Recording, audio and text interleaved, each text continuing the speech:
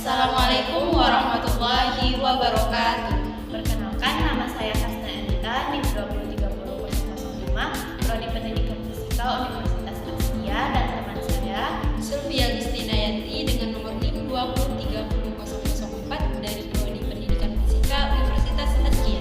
Di sini kami akan menjelaskan tentang materi gelombang dalam rangka memenuhi UTS mata kuliah gelombang dan optik, yang dimana soal nomor 1 akan dijelaskan oleh teman saya Sylvia Agustinayanti.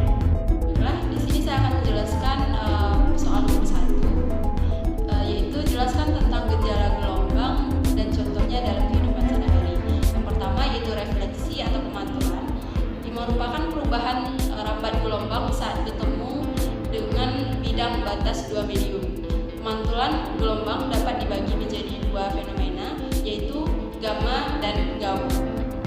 Gamma merupakan peristiwa terdengarnya bunyi pantul setelah bunyi asli selesai terdengar. Peristiwa ini dapat menguatkan bunyi aslinya. Kemudian gaung ialah peristiwa terdengarnya bunyi pantul sebelum bunyi asli selesai terdengar. Gaung akan melemahkan bunyi aslinya. Kemudian yang B, refraksi atau pembiasan. Pembiasan cahaya disebabkan oleh perbedaan medium perambatan dalam satu peristiwa utuh. Contohnya yaitu sedotan di dalam gelas berisi air akan terlihat bengkok dari luar gelas. Kemudian yang C, interferensi gelombang adalah perpaduan atau superposisi gelombang ketika dua gelombang atau lebih tiba-tiba di tempat yang sama dan waktu yang sama. Misalnya waktu kita berada di antara dua buah speaker dengan frekuensi dan amplitudo yang sama, yang keras dan lemahnya secara bergantian. D, difraksi gelombang atau pelunturan adalah peristiwa pembelokan gelombang ketika melewati celah sempit atau penghalang. Contohnya yaitu pada CD atau permukaan CD mengkilat dan terdiri dari sejumlah atau alur. Ketika cahaya jatuh di atas CD, sebagian darinya akan terdifraksi sementara sebagian cahaya dipantulkan. Hal ini kenapa pada CD terdapat gelombang atau cahaya seperti pelangi. Kemudian yang E yaitu polarisasi atau pengutupan. Peristiwa terserapnya sebagian atau seluruh arah getar gelombang sehingga hanya memiliki satu arah getar saja. Contohnya yaitu warna biru pada langit. Selanjutnya kita masuk kepada soal yang nomor 2, yaitu perbedaan cepat rambat gelombang pada medium padat, cair, dan gas. Pada zat padat atau besi, bunyi merambat paling cepat. Kemudian pada zat gas atau udara, bunyi merambat paling lambat. Kemudian pada zat cair, itu bunyi melambat lebih cepat dari gas atau udara, namun lebih lambat dari zat cair atau air. Kemudian cepat rambat bunyi dalam zat padat ditentukan oleh modulus Young dalam massa jenis zat tersebut. Selanjutnya zat gas, yaitu bergantung pada partikel yang membentuk udara tersebut. Kemudian zat cair, yaitu lebih ditentukan oleh modulus Boole dan kecepatan atau massa jenis cairan tersebut. Selanjutnya itu dapat dibedakan dari rumusnya. Yang pertama zat padat atau besi, itu rumusnya E sama dengan akar E per theta. Kemudian yang untuk zat gas atau udara, yaitu E sama dengan akar Y per M. Kemudian untuk zat cair, yaitu E sama dengan akar B per theta. Baik, untuk soal selanjutnya, yaitu soal nomor 3 dan nomor 4 akan dijelaskan oleh rekan saya Hasna Anita. Pada Hasna Anita dipersilakan. Baik, di sini saya akan menjelaskan soal nomor 3, yaitu soalnya bisa dilihat pada papan tulis berikut.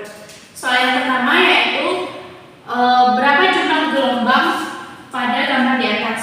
Cara menghitung jumlah gelombang yaitu definisi satu gelombang yaitu terdiri dari satu bukit dan satu lembah. Maka pada sampai di sini itu disebut dengan satu gelombang. Maka untuk gambar berikut ini di sini terdiri dari 3 gelombang. Berarti soal yang pertama mengenai berapa jumlah dari gelombang, jawabannya tadi adalah 3. Untuk soal yang kedua yaitu Tentukan periode dari gelombang. Periode dilambangkan dengan T. Untuk mencari periode sendiri, kita dapat menggunakan rumus T per M, di mana T sendiri adalah waktu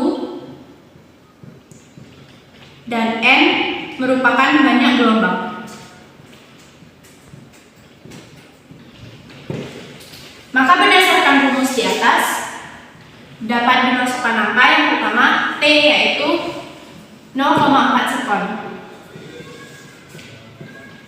Sedangkan N yaitu 3. Maka di sini dapat diperoleh hasil yaitu 0,13 sekon. Selanjutnya yang B mengenai panjang gelombang. Panjang gelombang dapat dilambangkan dengan lambda, di mana rumus mencarinya yaitu S per M, di mana S merupakan jarak dan M sendiri merupakan banyak gelombang. Banyak gelombang atau jumlah gelombang. Sehingga di sini diperoleh S sama dengan 1,2 meter per M 3. Maka didapatkan hasil yaitu 0,4 meter. Selanjutnya yang terakhir yaitu cepat lambat gelombang yang bisa kita lambangkan dengan V, dan rumusnya yaitu lambda per T, di mana lambda merupakan panjang gelombang dan T merupakan periode dari setiap gelombang.